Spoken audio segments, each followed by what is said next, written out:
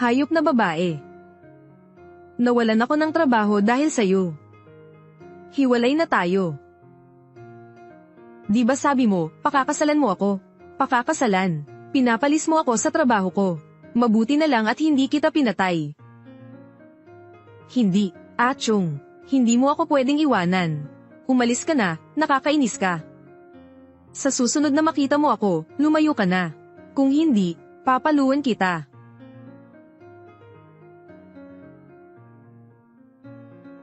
Shen Ana.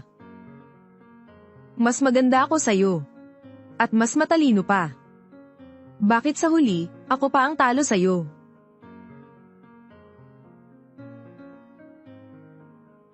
Hinding-hindi kita mapapatawad.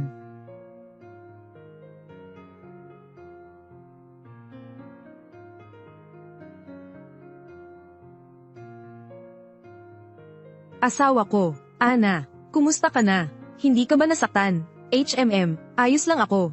Nadulas lang ako at natapon ng gamit. Walang problema ay maayos. Opo. Mula noon hanggang ngayon, wala pang nag-aalaga sa akin ng ganito. Ang bait-bait mo sa akin. Asawa na kita ngayon. Ang pinakamahalaga sa akin.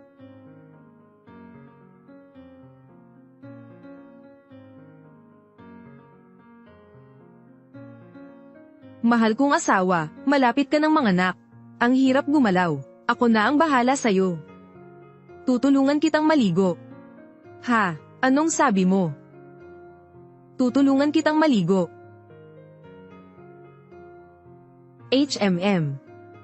Kaya ko na ang sarili ko. Hindi pwede. Walang gagawin. Wala. Ang ganda-ganda mo ngayon. Ah.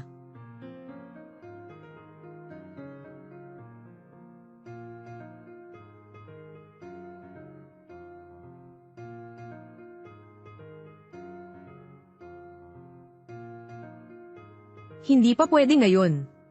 Huwag kang mag-alala, alam ko ang limitasyon ko. Nahihirapan kang gumalaw ngayon, maghahanda ako ng paliguan para sa iyo. Ikaw na mismo ang maligo. Sa susunod, hayaan mo na akong gawin ang mga ganyang bagay.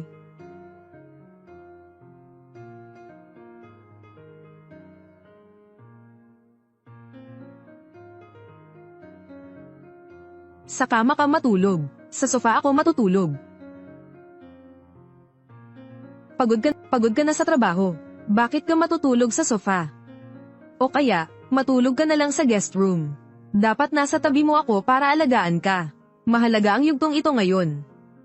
Hindi ako komportable na iwan ka mag-isa. Sige.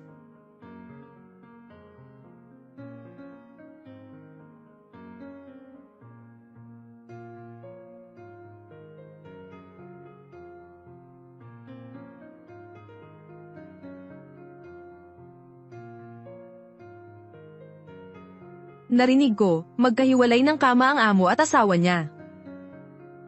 Napakahirap naman para sa buntis na ginang. Marami ng lalaking nangangalo niya habang buntis ang asawa ngayon.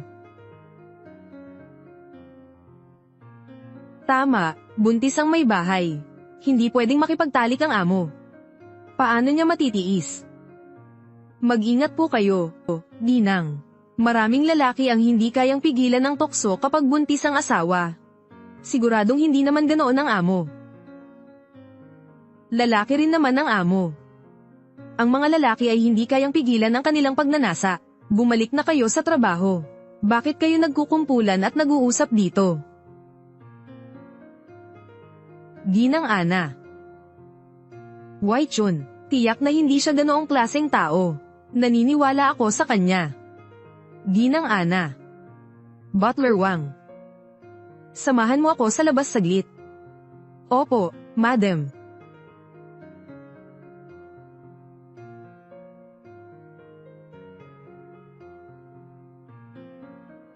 Ginang Wang. Bibili po ako mamaya ng mga gamit para sa bata. Maaari po ba kayong sumama sa akin? Sige po, madam. Maghahanda na po ako.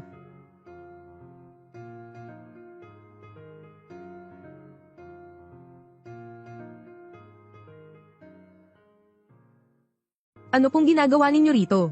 Malapit na po ang araw ng panganganak. Ikaw ang asawa ko. Dapat lagi kang nasa tabi ko. Magandang araw po. Isa po kayong VIP na kliyente namin. Pagkatapos nito, may ipapadalang mag-aasikaso sa inyo sa bahay. Pakisabi na lang po sa amin ang inyong impormasyon. Babalik po ako agad. Opo, sige po.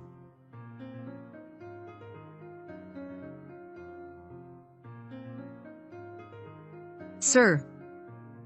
Buntis ang asawa mo. Matagal na kayong walang kasiyahan, di ba? Sigurado. Naiinis ka na rin, di ba? Ayos lang po yun. Naiintindihan ko po. Ang asawa mo, puro stretch marks dahil sa pagbubuntis. Sigurado akong nandiri ka rin sa kanya, di ba?